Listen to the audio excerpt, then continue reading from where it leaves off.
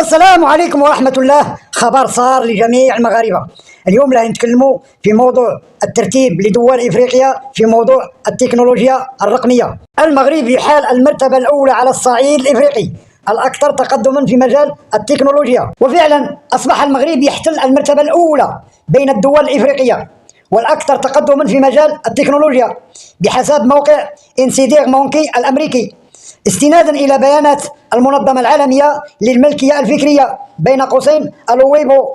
ولأول مرة تتفوق المملكة المغربية على دول مثل جنوب إفريقيا المشهورة بكونها مركزا تكنولوجيا داخل القارة الإفريقية بحكم انتمائها للأنجلو ساكسوني. وبحسب الترتيب يحتل المغرب المركز الأول قبل جنوب إفريقيا. من بين الأسباب الرئيسية هو أن المملكة المغربية كانت رائدة في تركيب الجيل الثالث على سبيل المثال. وقال الموقع الأمريكي أن المملكة المغربية كانت من أوائل الدول في القارة الإفريقية التي قامت بتشغيل شبكات الجيل الثالث للاتصالات الرقمية بين قوسين G3. لكن الموقع لم يأخذ هذه المعايير في الاعتبار فقط، بل أخذ في الاعتبار عدة معايير أخرى مثل تطوير قطاع تكنولوجيا المعلومات والاتصالات في كل دولة، وكمية المقالات العلمية المنشورة بهذا المعنى، ومستوى التصنيع. وبعد مقارنة جميع الدول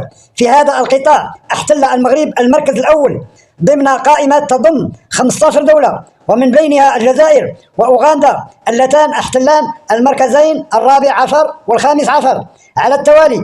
وتضمنت القائمة أيضا دول أخرى مثل السنغال وزيمبابوي وزامبيا وبوتسوانا وغانا. وحصل المغرب على إجمالي النقاط 208 نقاط مقابل مصر صاحبة المركز الثالث في الترتيب بفارق كبير عن رصيدها 164 نقطة.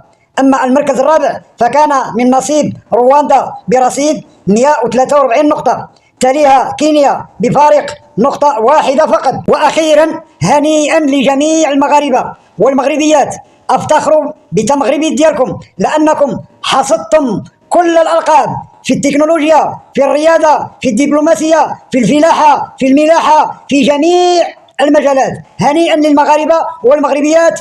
تحياتي للوطن ملكا وشعبا. تحياتي والسلام.